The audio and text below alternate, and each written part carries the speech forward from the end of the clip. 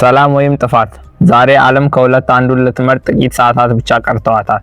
የኢራን መንግስት ጦርነቱን ለማቆም 14 ነጥቦችን የያዘ የሰላም እቅድ ለአሜሪካ አቅርቦ ነበር። ነገር ግን ፕሬዝዳንት ዶናልድ ትራምፕ እቅዱ ተቀባይነት የለውም ሲሉ በቁጣ ውድቅ አድርገውታል። ይህ ብቻ አይደለም፣ ትራምፕ ለዓለም ታላቅ ማስጠንቀቂያ አስተላልፈዋል። ሰኞ ፕሮጀክት ፍሪደም የተባለ አደገኛ ወታደራዊ ኦፕሬሽን በሆርሙዝ የባህር ሰርጥ ላይ ይጀምራል። አሜሪካ በሰርጡ የታገቱ መርከቦችን በኃይል አስወጣለሁ ስትል፣ ኢራን ደግሞ የሚቃረበኝ ማንኛውም የአሜሪካን ጦር እመታለሁ ስትል የመጨረሻ ማስጠንቀቂያ አስተላልፋለች።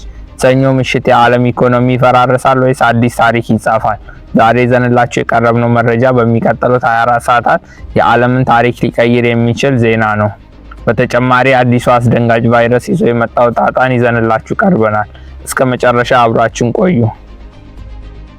የኢራን የውጭ ጉዳይ ሚኒስትር ቃል አቀባይ እስማኤል ባቃይ ዛሬ በሰጡት መግለጫ ኢራን ጦርነቱን ለማስቆም ያቀረበችው የ14 ነጥብ እቅድ በአሜሪካ በኩል ምላሽ እንደተሰጠው ገልጸዋል። ይሁን እንጂ ምላሹ ለኢራን አስደሳች አልነበረም። ፕሬዝዳንት ትራምፕ በሰጡት አጭር የስልክ ቃለ ምልልስ የኢራን እቅድ ለኔ ተቀባይነት የለውም፣ ሁሉንም ነጥቦች በጥልቀት አይቻቸዋለሁ፣ ነገር ግን ልስማማባቸው የማልችላቸው ብዙ ነገሮች አሉ ብለዋል።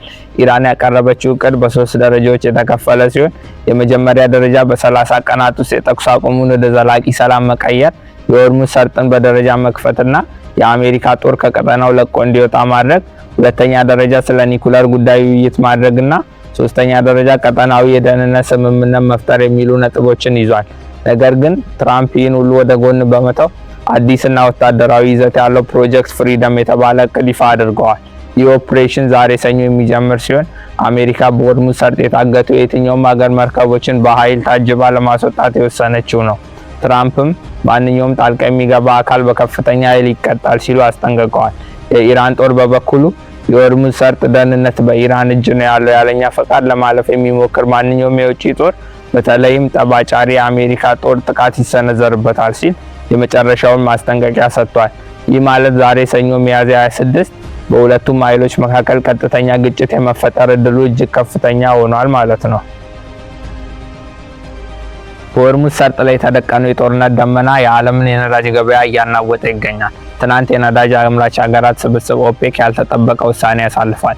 ሳውዲ አረቢያ፣ ሩሲያና ኢራቅን ጨምሮ 7 ዋና ዋና አምራቾች በቀን የ188,000 በርሜል የነዳጅ ጭማሪ ለማድረግ ተስማምተዋል። ይህ እርምጃ የነዳጅ ዋጋን ለማረጋጋት የታለመ ቢሆንም የትራምፕ ፕሮጀክት ፍሪደም እና የጥይት ተኩስ ሲጀምር አዲሱ ጭማሪ በቂ ይሆናል የሚለው ትልቅ ጥያቄ እያስነሳ ነው። ነገር ግን ከዚህ ፖለቲካዊ ፍጥጫ ጀርባ ሌላ የሚያስደነግጥ ዜና ከአፍሪካ ምድር ተሰምቷል። በሞሮኮ የአትላንቲክ ውቅያኖስ ዳርቻ ዓመታዊ ወታደራዊ ልምምድ ሲያደርጉ የነበሩ 2 የአሜሪካ ጦር አባላት ደብዛቸው ጠፍቷል።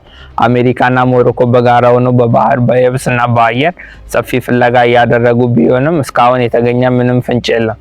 ወታደሮቹ በልምምድ ወቅት ከገደል ላይ ወድቀው ሊሆን ይችላል የሚል ግምት ቢኖርም በዓለም ላይ ውጥረት በነገሰበት በዚህ ሰዓት የአሜሪካ ወታደሮች መጥፋት ጉዳዩን ይበልጥ አሳሳቢ ያደርገዋል። የነገውን መረጃ ከማንም ቀድሞ እንዲደርሱ አሁኑኑ ሰብስክራይብ ማድረግና የደውል ምልክቱን መጫኑን እርግጠኛ ይሁኑ።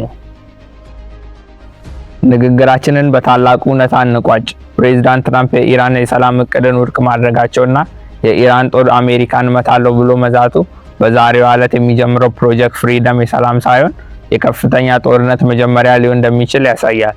ፓኪስታን በኢራንና በአሜሪካ መካከል ዲፕሎማሲያዊ ጥረት እያደረገች ቢሆንም የትራምፕ ትዕግስት ግን ያለቀ ይመስላል።